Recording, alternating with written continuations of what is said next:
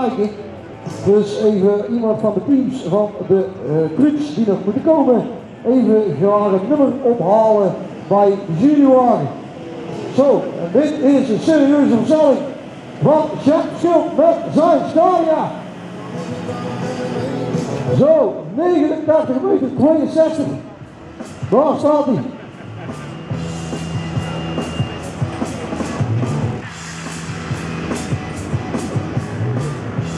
Even een kleine mededeling van huishoudelijke aard.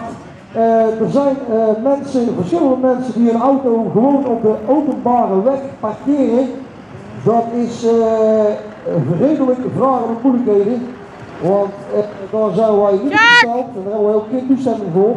Dus als je op de openbare weg